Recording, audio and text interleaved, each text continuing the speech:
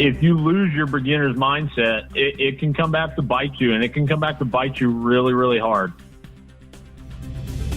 Enchanted Sky Media.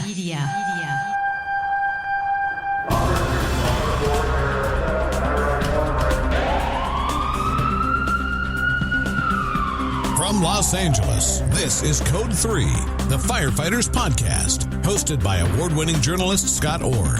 Code 3 features interviews with leading members of the fire service discussing firefighting strategy, tactics, and other topics you need to know more about.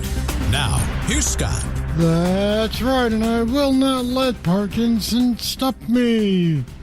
Thank you for joining me again on another edition of Code 3. You are listening to the show for and about firefighters.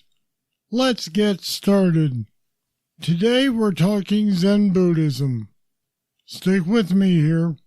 Do you know the term Shoshin? It's the Japanese word for a beginner's mind. A verse from a philosopher says, "It is not difficult to keep a beginner's mind. There are many possibilities in a beginner's mind, but in the expert, few." Which is why my guest today says it's important to keep the beginner's mindset throughout your entire career. To always be learning, to be confident in what you know but never cocky, to remember why you got into this profession in the first place.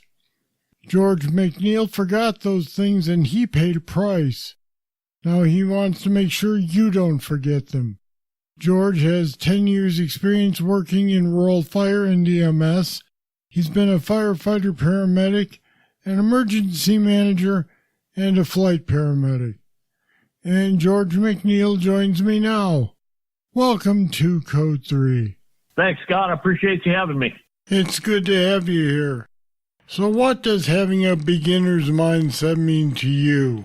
The term beginner's mindset, just to give you a little bit of background, has to do with being open in how you approach things and not having preconceived notions or having an attitude, and just approaching everything you do like it's the first day you're doing. So why is that important?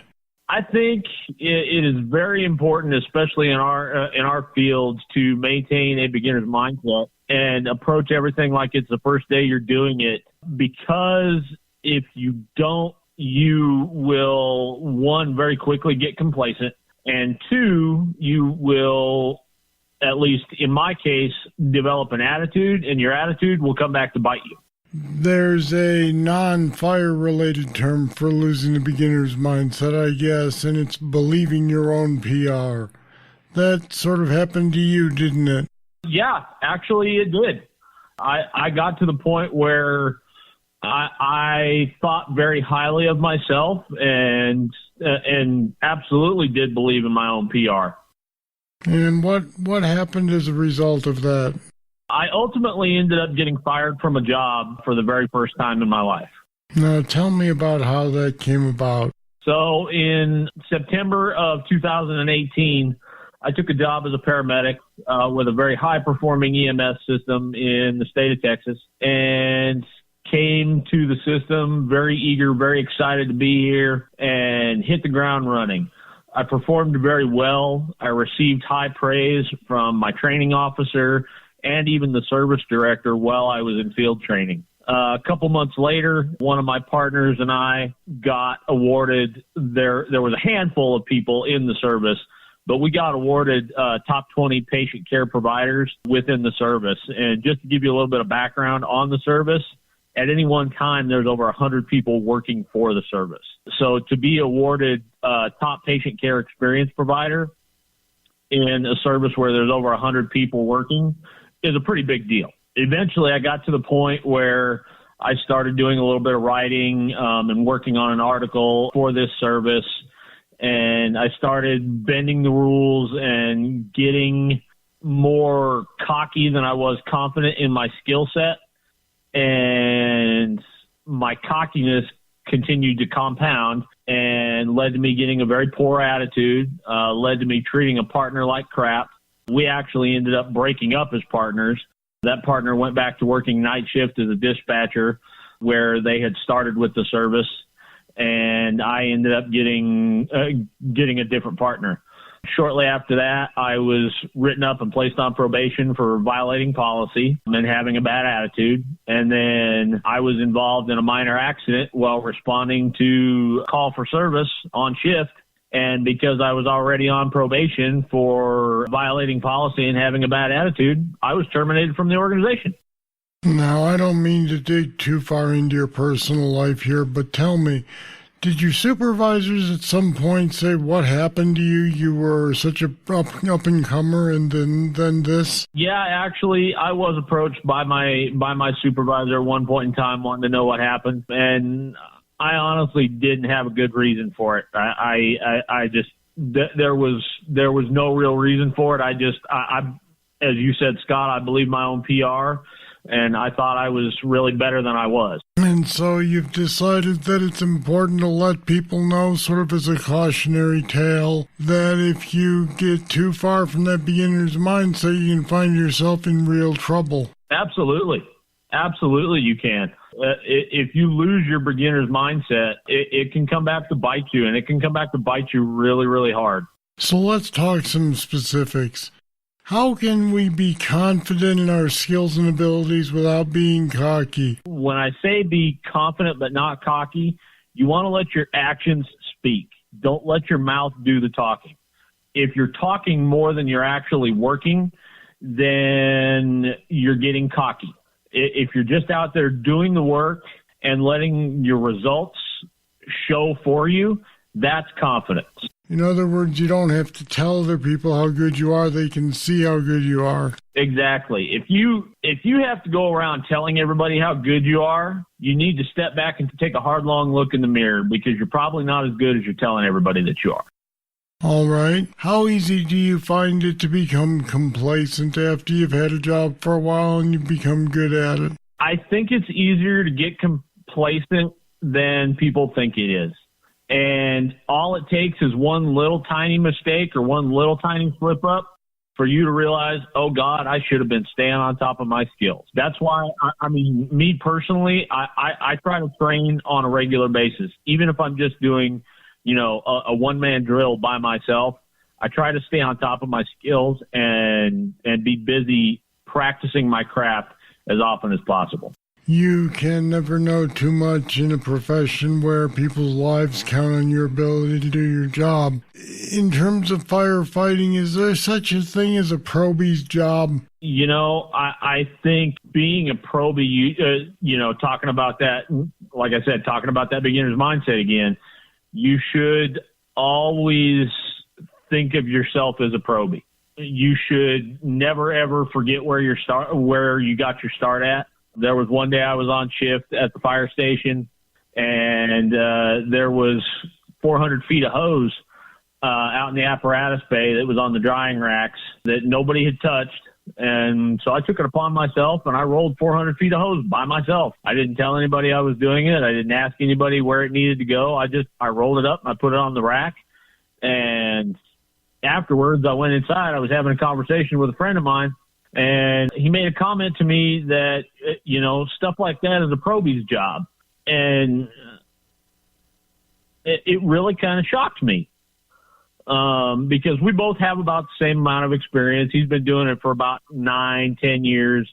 I've been doing it for 13.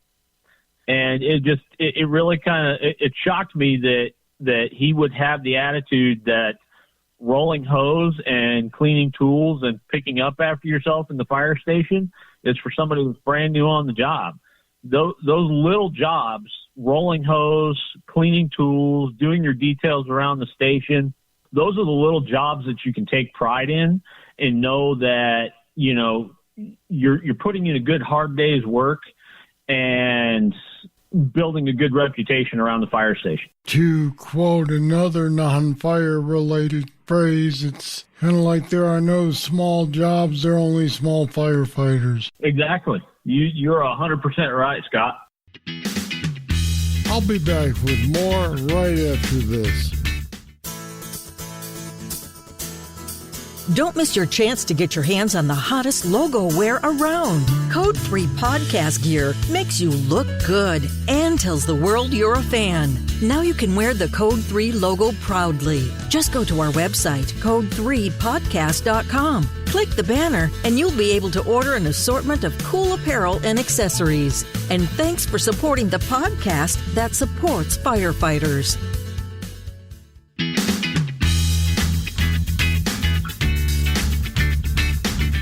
So you learned all this and you've learned it in retrospect. Have you gotten on with the new department yet? I actually have, and I've been working with them for a couple of months, and things are going pretty good. I will say though that I'm probably going to be looking at moving on to a different organization, because I went against my own words and I went into the organization with some preconceived notions of what I expected it to be. And it's a great organization. There's great people there, but I'm actually stepping aside from the organization and I'm looking at furthering my education and I'm still working for a fire department here in Texas. I have several jobs that I do, but the fire department that I'm currently working for, I'm going to be resigning from. All right. Well, as long as you've learned the lessons that you have, I suppose you have a bright future because you've learned from your mistakes. I have learned from my mistakes. It cost me some hard lessons, caused me a lot of trials, a lot of tribulations, a lot of heartache, but it's overall, it's been a good experience, and I've learned a lot about myself this last year. All right, George McNeil, thanks for being with me on Code 3 today. I appreciate you having me, Scott. Thank you. And we put some more information about how you can keep a beginner's mindset on our website at code3podcast.com/mindset. Check it out.